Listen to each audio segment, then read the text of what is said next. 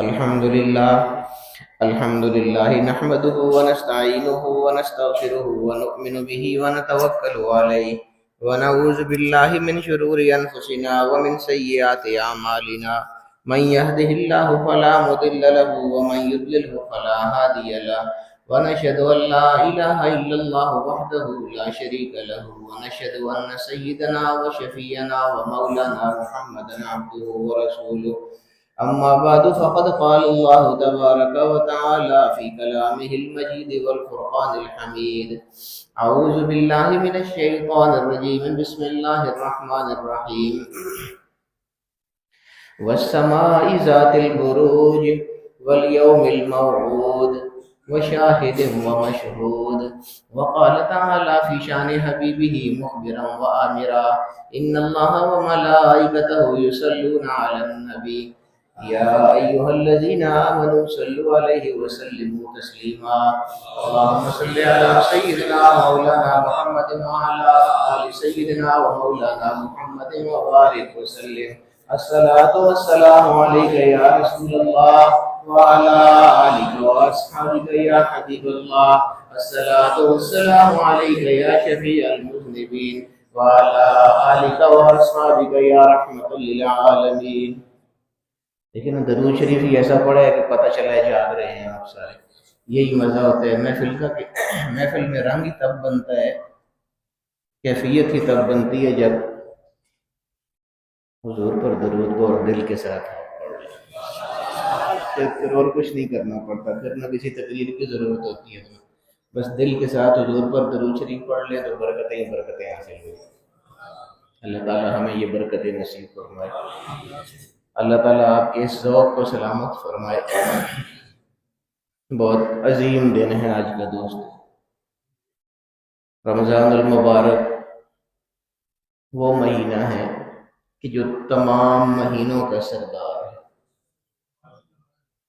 تمام مہینوں کا سردار جو مہینہ ہے وہ رمضان شریف، اور پھر رمضان شریف کا جو آخری عشرہ ہے یہ تینوں عشروں کا سردار عشرہ ہے جو ابھی چل رہا ہے.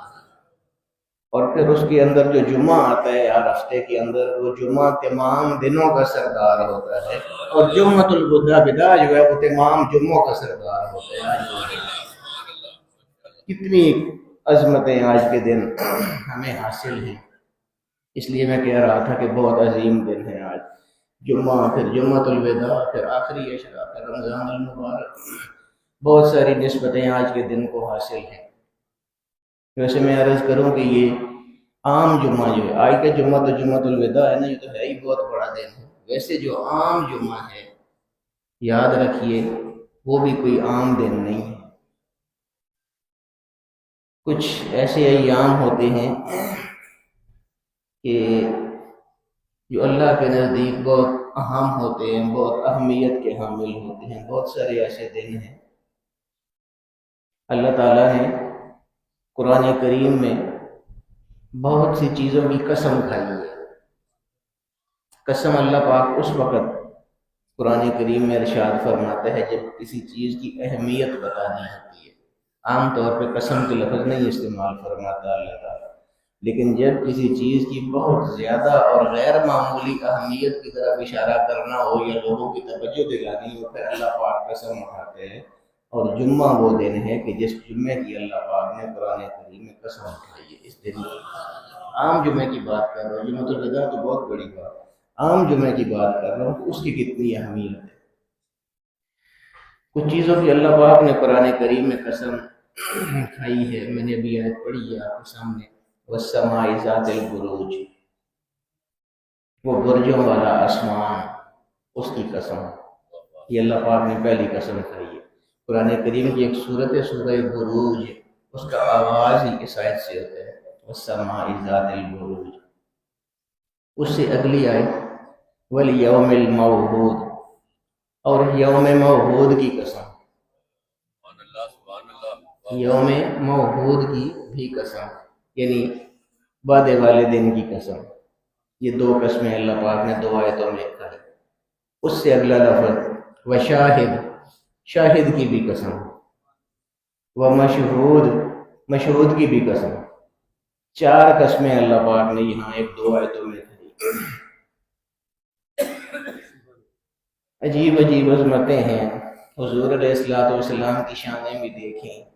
یہ میں کہا کرتا ہوں نا کہ آپ قرآن کی فضیلت بیان کریں تب بھی اس میں حضور کی شان نہیں آئے گی، رمضان کی آپ فضیلت بیان کریں تب بھی شان حضور کی آئے گی۔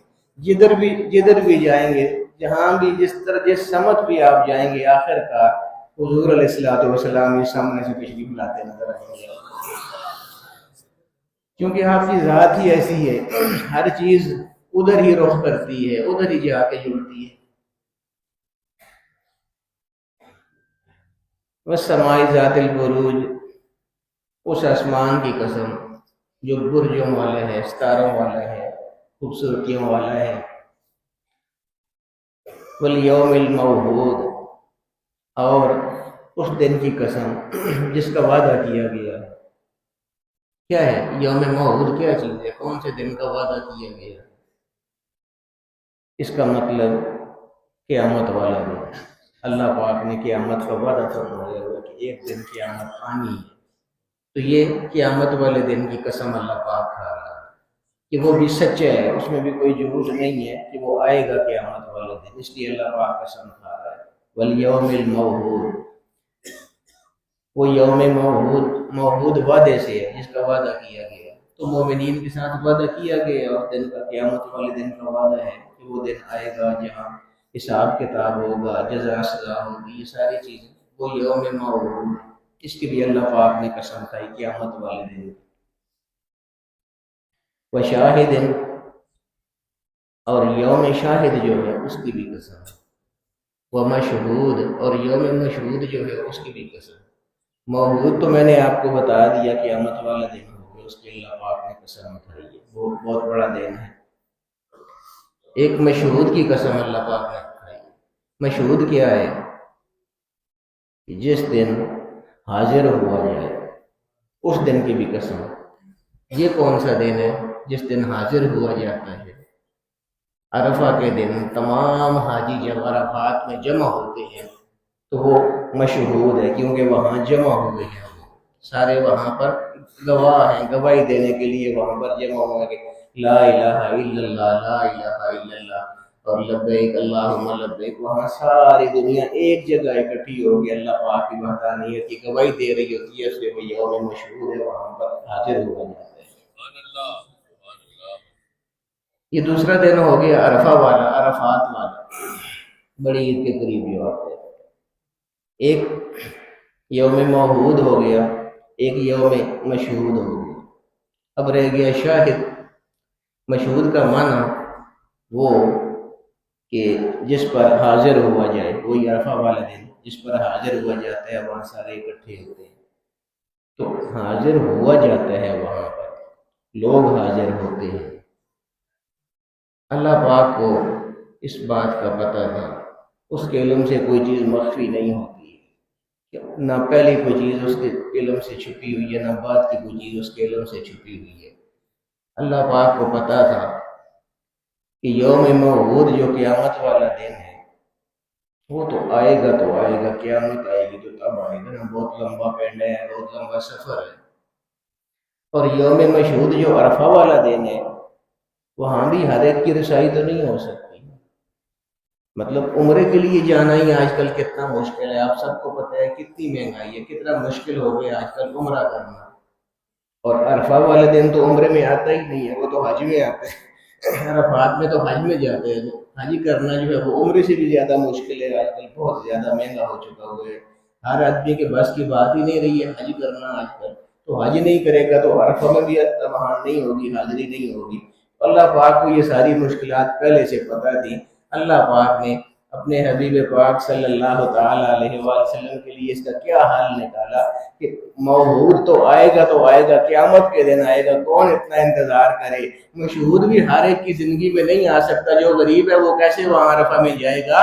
تو اللہ پاک نے پھر شاہد کی قسم اٹھائی۔ شاہد کیا ہے؟ وہ جمعے والا دن ہے، نہ وہاں پر عرفات میں جانے کی ضرورت ہے، نہ قیامت کا دن انتظار کرنے کی ضرورت ہے۔ وہ شاہد، اللہ پاک نے جمعے کی قسم کھائی اور فرمایا کہ نہ وہاں جانے کی ضرورت ہے عرفہ تک، نہ قیامت کا انتظار کرنے کی ضرورت ہے، بلکہ کہیں بھی جانے کی ضرورت ہے نہیں ہے۔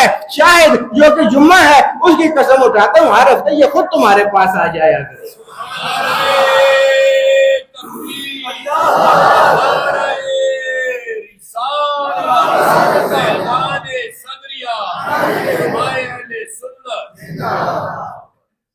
تو میں اکثر کہا کرتا ہوں نا کہ ہم لوگ سارا سال جس طرح اپنے اعمال نامے جو ہیں وہ سیاہ کرتے رہتے ہیں، ہمارے اعمال ہی ایسے ہوتے ہیں، سیاہ اعمال ہوتے ہیں، گناہ ہوتے ہیں، ہم سے سارا سال ہم گناہ کرتے رہتے ہیں، تو اس کی وجہ سے ہمارا اعمال نامہ سیاہ ہوتا رہتا ہے۔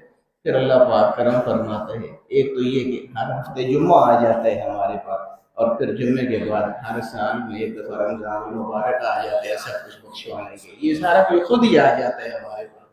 تو یہ ساری آسانیاں حضور علیہ السلام کی امت کے لیے۔ اتنا اہم دن ہے یہ جمعے کا دن، ہم لوگ اہتمام نہیں کرتے۔ میں اکثر آپ کو کہا کرتا ہوں کہ جمعے کا خاص طور پر اہتمام کیا کریں۔ ہماری زندگیوں میں بہت ساری چیزیں اب ایسی ہیں کہ جو ہم رسم کے طور پر ادا کرتے ہیں۔ میں اکثر کہا کرتا ہوں ہماری جو عبادتیں ہوتی ہیں وہ بھی رسم کے طور پر ہیں، ہم نماز بھی پڑھتے ہیں تو وہ بھی رسم کے طور پر، دعا کر رہے ہیں اللہ پاک سے وہ بھی رسم کے طور پر کر رہے ہیں۔ یعنی کوئی بھی چیز آپ مثال لے لیں، دیکھیں نا ایک نماز ہی آپ لے لیں، ہم میں سے کتنے لوگ ہیں جو نماز کو صحیح طریقے سے ادا کرتے ہیں؟ صحیح طریقے سے ادا کرنے کا مطلب یہ کہ ٹھہر ٹھہر کے آپ نماز پڑھیں، بہت کم لوگ ہیں۔ پھر صحیح طریقے سے پڑھنے کا مطلب یہ ہے کہ آپ کی توجہ اللہ رب العالمین کی طرف ہو نماز میں، کتنے لوگوں کی ہوتی ہے؟ دنیا داری کے خیالات ذہن میں نہ آئیں اس وقت جب نماز پڑھ رہے ہیں۔ کتنے لوگ ہیں ہم جو ایسے نماز پڑھتے ہیں کہ ہمیں کوئی خیال نہیں آ رہا، یعنی ہماری نماز بہت ناقص نماز ہوتی ہے۔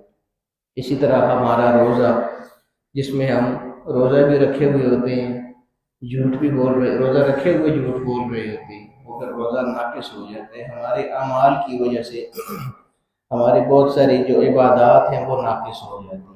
اس لیے میں یہ کہا کرتا ہوں کہ جو بھی کام کرے پورے اخلاص کے ساتھ کیا کرے۔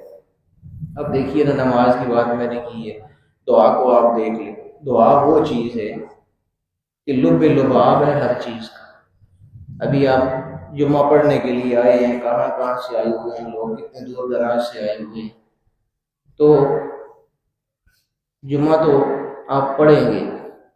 جمعہ پڑھنا کیا ہے؟ اللہ رب العالمین کی بارگاہ میں حاضری دینا۔ آپ نے حاضری دی اللہ رب العالمین کی بارگاہ میں، جمعہ کی نماز پڑھیں گے، ہو گئی حاضری اللہ کی بارگاہ میں۔ اب جب حاضری دے لی تو میں اس کی مثال اس طرح دیا کرتا ہوں کہ اگر آپ کسی سرکاری دفتر میں جاتے ہیں کسی کام کے لیے، تو صرف دفتر میں جا کے واپس تو نہیں آ جاتے، کوئی بھی جو کام ہوگا وہ جا کے بیان کریں گے نا، میرا یہ مسئلہ ہے، اس کو حل کر دیجیے۔ اپنا مسئلہ بیان کریں گے تو وہ مسئلہ آپ کا حل ہوگا۔ اگر مسئلہ اپنا آپ دفتر میں جا کے نہیں بیان کریں گے، صرف دفتر میں جائیں گے اور خاموشی سے واپس آ جائیں گے، ظاہر ہے کہ مسئلہ حل نہیں ہوگا جو آپ کو درپیش ہے۔ تو یہی صورت مسجد کی بھی ہے۔ جب اللہ رب العالمین کی بارگاہ میں دفتر میں حاضر ہو گئے ہیں تو صرف آ کے واپس چلے جانے سے تو مسئلہ حل نہیں ہوگا نا۔ پھر جب نماز پڑھ لیے تو پھر اب مانگے نا کہ میرا یہ مسئلہ ہے باری تعالیٰ، اس کے لیے میں تیرے پاس آیا ہوں۔ دعائی ہم نہیں کرتے ہیں، نماز پڑھ کے بھاگ جاتے ہیں، ملے گا کیا ہم؟ اس لیے میں کہتا ہوں کہ ہر چیز میں اخلاص پیدا کریں، ہر چیز طریقے کے مطابق کریں۔ دعا میں بھی اللہ تعالیٰ کی طرف توجہ، دعا کس سے مانگیں گے ہم؟ آپ مجھے بتائیں، اللہ سے مانگیں گے کہ اے اللہ میرا یہ مسئلہ ہے، اللہ کو مخاطب کریں گے ہم، اے اللہ یہ ہے، اے اللہ باری تعالیٰ یہ ہے۔ تو میں اکثر کہا کرتا ہوں کہ دعا بھی جب اللہ پاک سے مانگ رہے ہوں تو توجہ اس وقت اللہ کی طرف رکھے نا۔ آپ کو چاہیے کہ ایسے ہاتھ آپ آگے کریں، اپنی آنکھیں آپ بند کریں، سر اپنا جھکا لیں تاکہ آپ کی توجہ اللہ کی طرف ہو۔ میں دعا مانگتے ہوئے لوگوں کو دیکھ رہا ہوتا ہوں، مجھے ہنسی بھی آ رہی ہوتی ہے۔ اب مانگ اللہ سے رہے ہیں، باری تعالیٰ میرا یہی مسئلہ ہے، بھائی تو میرے نال پٹاخے پہ بھی جاتا، باری تعالیٰ یہ تو دعا کا طریقہ ہے۔ اللہ تعالیٰ کے ساتھ ہم مزاق کر رہے ہوتے ہیں، کیا ملے گا ہم کو اس طرح؟ یعنی اللہ سے بڑی شخصیت تو کوئی بھی نہیں ہے، کوئی ہستی نہیں ہے اللہ رب العالمین سے بڑی ہستی۔ اس کے سامنے بھی مانگتے ہوئے ہمارا یہ انداز ہونا چاہیے، اس کی ایک طرح سے اس کی بے ادبی ہم کر رہے ہوتے ہیں، بلکہ بے قدری کر رہے ہوتے ہیں۔ اللہ پاک سے جب دعا مانگ رہے ہوں تو ایسے مانگیں کہ اللہ رب العالمین کو آپ پر پیار آ جائے۔ حضور علیہ السلام نے فرمایا کہ ان لم تبکو فتباکو، یہ چیزیں دیکھیے نا، یہ غور کرنے والی ہیں۔ حضور نے فرمایا کہ جب اللہ پاک سے مانگو تو اس طرح مانگو کہ تم رو رہے ہو، تمہاری آنکھوں میں آنسو ہوں، سر جھکے ہوئے ہوں، آنکھیں بند ہو، آنکھوں میں آنسو ہوں، اس حال میں اللہ سے مانگو۔ جب اس حال میں اللہ سے مانگو گے تو اللہ پاک پھر ایسے بندے کے بارے میں کیا فرماتا ہے کہ لئن سألنی لأعطینہ۔ اب یہ وہی بات جو میں کہا کرتا ہوں کہ عربی زبان نہیں آتی ہے، عربی گرامر ہم کو نہیں آتی ہے کہ ہمیں ان چاشنیوں کو پتہ چلے۔ اللہ پاک نے اگر یہ فرمانا ہوتا کہ میرا بندہ اخلاص کے ساتھ جب مجھ سے کچھ مانگتا ہے تو میں اس کو وہ عطا کر دیتا ہوں، یہ بھی اللہ پاک فرما دے تو بہت بڑی بات ہے۔ اللہ پاک نے ایسے نہیں فرمایا، اللہ پاک نے اوتی کے ساتھ اس سے پہلے لام کا اضافہ فرمایا۔ اس کو لام تاکید کہتے ہیں عربی میں۔ اس کا اب معنی یہ، یعنی اگر اللہ پاک یہ فرمائے کہ میرا بندہ جب مجھ سے مانگ لیتا ہے اخلاص کے ساتھ، خلوص کے ساتھ، پوری اخلاص نیت کے ساتھ، پوری توجہ کے ساتھ، میری طرف متوجہ ہو کے جب بندہ مجھ سے مانگ لیتا ہے، تو اگر اللہ پاک یہ کہنا چاہتا، یہ فرمانا چاہتا کہ میں اس کو دے دیتا ہوں، تو وہ فرماتا کہ اوتی ہے یا اوتی ہے، میں اس کو دے دیتا ہوں جب وہ ایسے مانگتا ہے۔ یہ نہیں فرمایا، اس سے پہلے لام تاکید لگایا۔ اب معنی یہ ہو گیا، اوتی کے ساتھ جب لام لگ گیا، اب معنی یہ ہو گیا کہ اگر میرا بندہ اس حال میں مجھ سے مانگے گا تو میں ضرور اس کو پھر دوں گا۔ پھر صرف لام لگانے پر اکتفا نہیں کیا، آخر میں نون تاکید ثقیلہ لگایا۔ جب وہ لگ جاتا ہے کسی لفظ کے ساتھ پھر معنی یہ ہو جاتا ہے اس کا، اب اندازہ کیجئے شدت کا، اللہ پاک کس وافر انداز سے عطا فرماتا ہے۔ فرمایا کہ لئن سألنی لأعطینہ، اگر اس حال میں متوجہ ہوتے ہوئے کہ میری طرف مانگ لے میرا بندہ، لأعطینہ، ہر حال میں اس کو عطا کروں گا، کوئی ایسی صورت باقی ہی نہیں ہے کہ میں اس کو نہ عطا کروں، ہر حال میں عطا کروں گا۔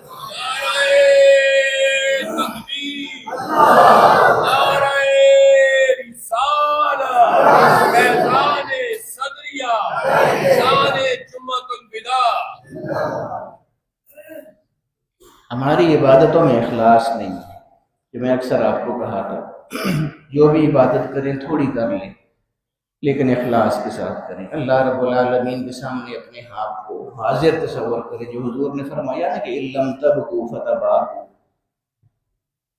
نماز پڑھ رہے ہو یا دعا کر رہے ہو اللہ پاک سے، تو اس طرح تمہاری کیفیت یہ ہونی چاہیے کہ تمہیں رونا آنا چاہیے، تمہاری آنکھوں میں آنسو ہونے چاہیے، روتے ہوئے، گڑ گڑاتے ہوئے۔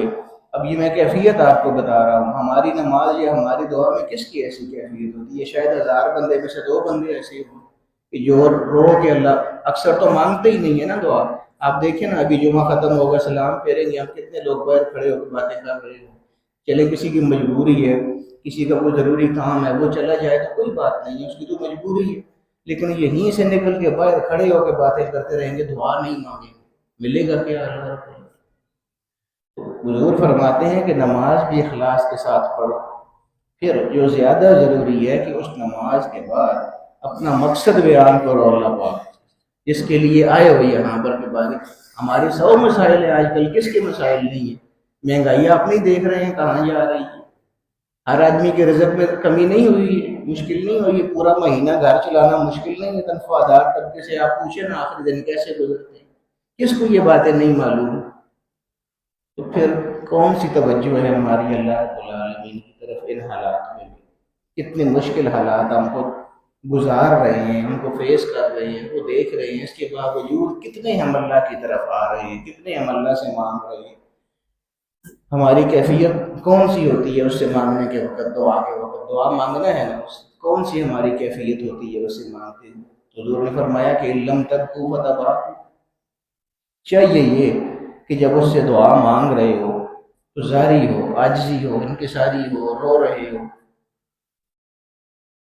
اور اگر ایسی کیفیت نہ پیدا کر سکو، ہوتا ہے نا اپنے اپنے مزاج ہوتے ہیں، کوئی جلدی رو جاتا ہے، کسی کو رونا نہیں آتا ہے.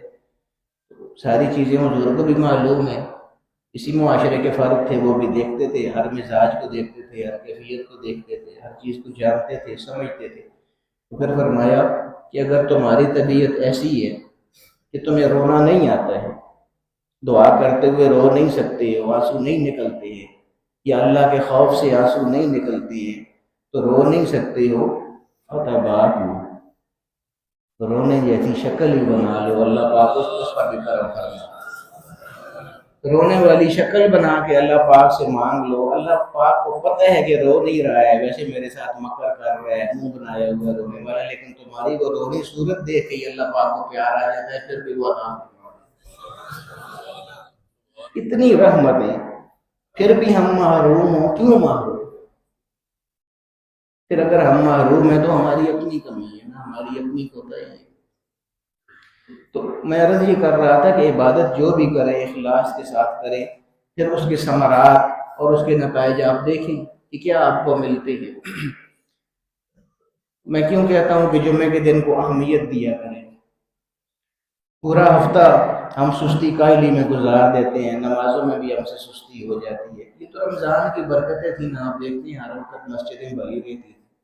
اب رمضان ختم ہوگا تو دیکھ لیجئے، جس طرح روزے فرض ہے اسی طرح نماز بھی فرض ہے. روزے ختم ہو گئے ہیں لیکن نماز ابھی بعد میں بھی باقی رہے. اب دیکھ لیجئے گا مسجدوں کو، بعد میں بھی آپ دیکھیں، ہم ہی پڑھنے والے ہیں نا، ہم ہی مسجد میں آنے والے ہیں. تو بہرحال میں عرض یہ کر رہا تھا کہ سستی ہو جاتی ہے، ہم سے کوتاہی ہو جاتی ہے. کئی لوگ ایسے ہوتے ہیں جو پورا ہفتہ نہیں آتے مسجد میں، لیکن جمعے کے لیے وہ بھی آ جاتے ہیں. تو پورا ہفتہ نہ آئے اور جمعے کے دن پھر آ جائیں، تو پھر وہ جو ایک دن آئے ہیں اس کو تو کارآمد بنا لیں.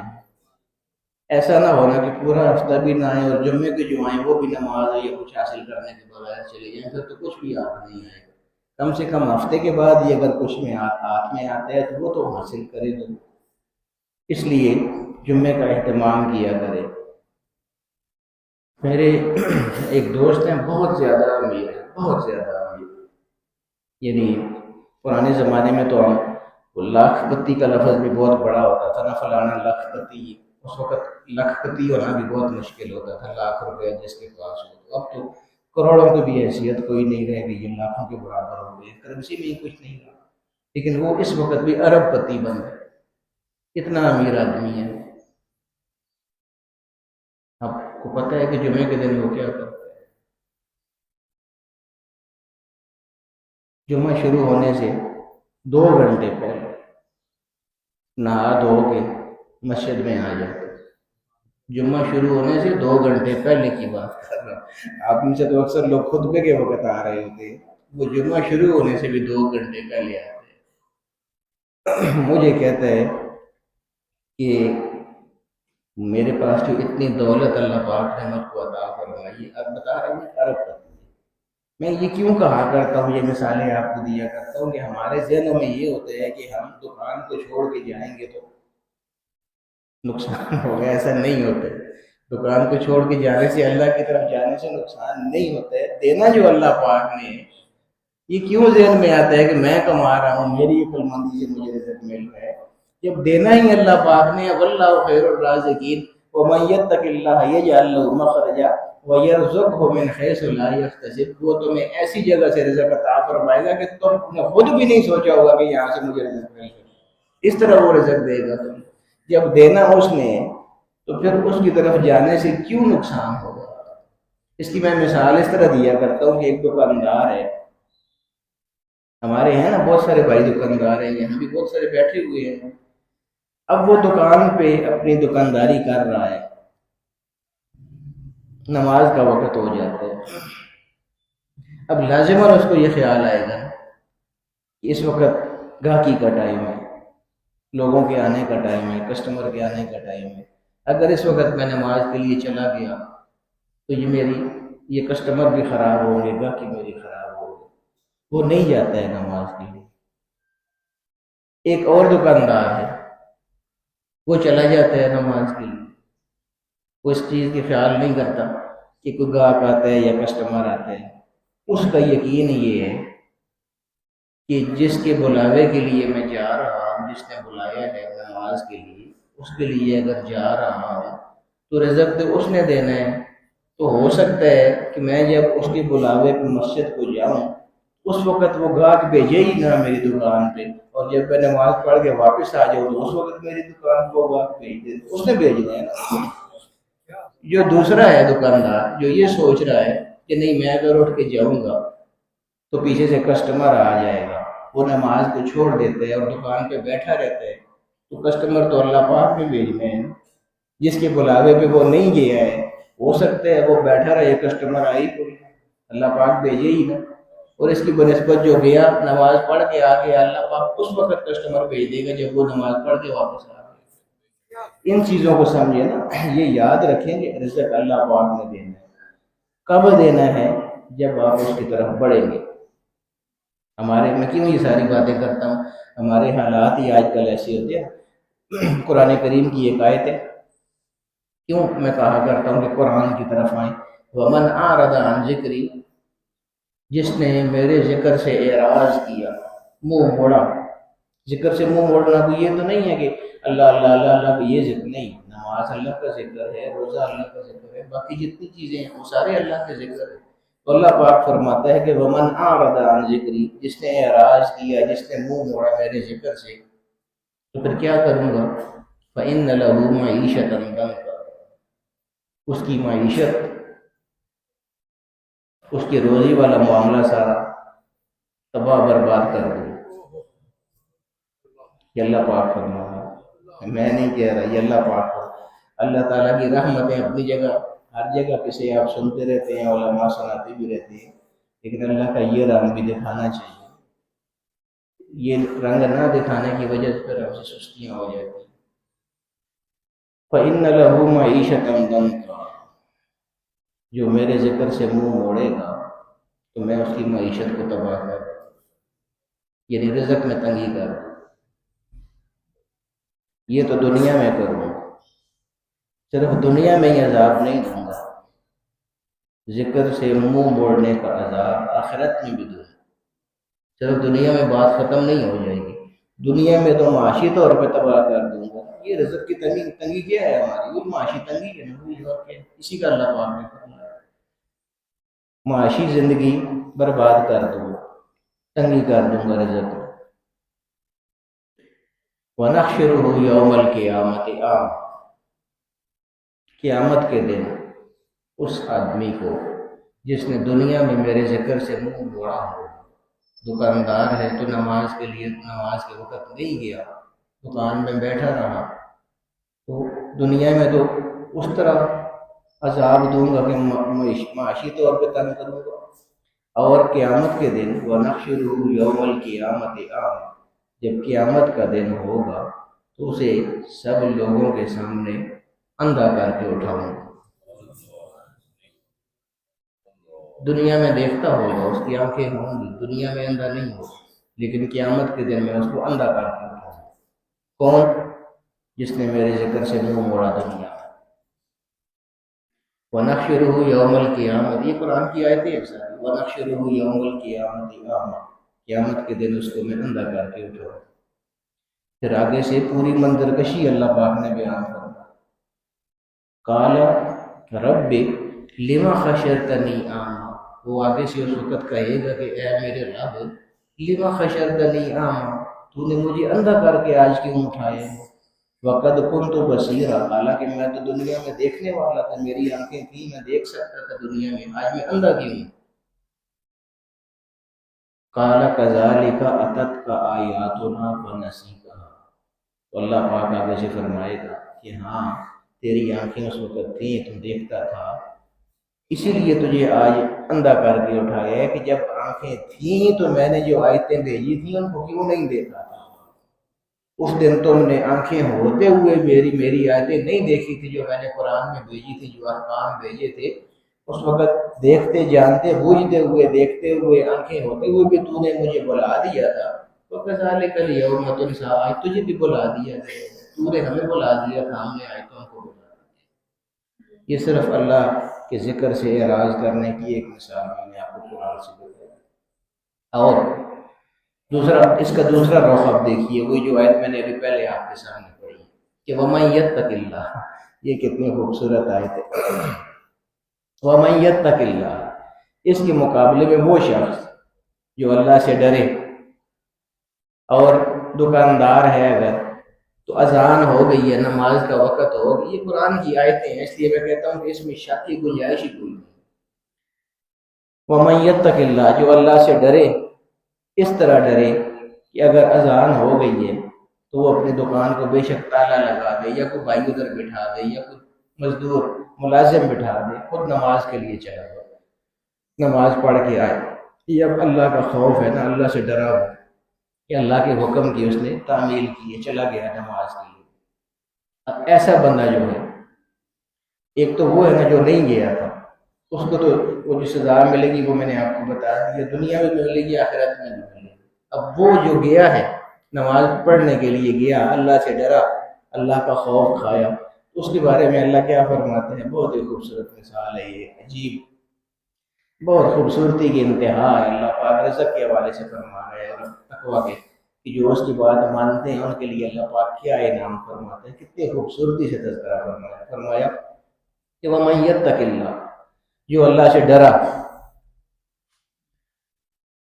اس طرح ڈرا کہ اللہ نے جو حکم دیا اس نے پورا کر دیا۔ وہ مثال کے طور پہ نماز کے لیے چلا گیا، نماز کا وقت ہوا تو یجعل لہ مخرج، بہت خوبصورت جملہ ہے۔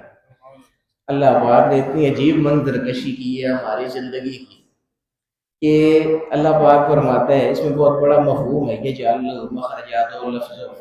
اللہ پاک یہ ہمیں فرما رہا ہے یا ہمارا ذہن اس طرف لے جا رہا ہے ان دو لفظوں سے کہ انسان ہو تم، بہت ساری مشکلات، الجھنیں تمہاری زندگی میں آئیں گی اور آتی ہیں، ہم آپ سب، بیماریاں ہم پر آتی ہیں، مشکلات ہم پر آتی ہیں، گھریلو پریشانیاں آتی ہیں، رزق کی تنگیاں، بہت ساری، یعنی بہت ساری چیزیں ہیں جو پریشانیوں کی صورت میں ہم فیس کرتے ہیں، دیکھتے ہیں۔ اور بہت ساری جگہیں ایسی ہوتی ہیں جہاں جا کے ہم بند ہو جاتے ہیں۔ لوگ کہتے ہیں نا کہ سارے رستے بند ہو گئے، رستہ کھلتا کوئی نہیں پہ، حالات اس طرح سے ہو گئے، پتہ نہیں سایہ ہو گئے، یہ ہو گئے، جادو بارش ہو گئے، سارے رستے بند ہو گئے۔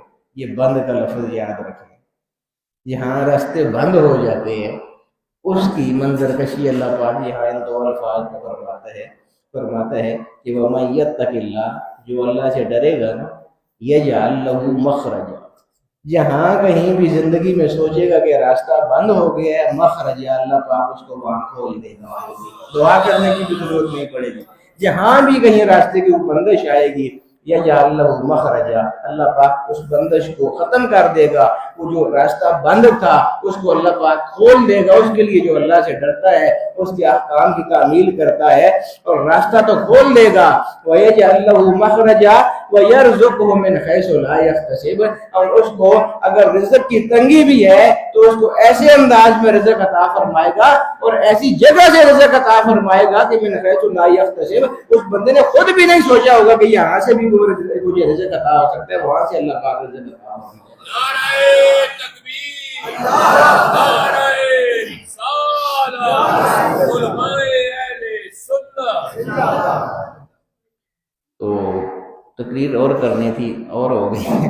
بہرحال اصل بات یہ ہے کہ اخلاص کی طرف ہے، جو عبادات کرتے ہیں تھوڑی کر لیا کرے۔ میں اکثر یہ رمضان میں پیغام دیتا تھا، تھوڑی عبادت کر لیں لیکن اچھی عبادت کریں۔ اللہ پاک جب نماز میں آپ کھڑے ہوتے ہیں نا تو اخلاص کے ساتھ یہ ذہن میں رکھیں نا کہ ہم کسی شادی حال میں نہیں آئے ہوئے ہیں، کوئی ویڈنگ سرمنی یا کوئی شادی کی تقریب نہیں ہو رہی ہے، بلکہ عبادت کے لیے آئے ہیں۔ اور عبادت کس کی کرے گی؟ اللہ رب العالمین کی، اور اللہ رب العالمین وہ ہے جو ہم کو دیکھ رہا ہے۔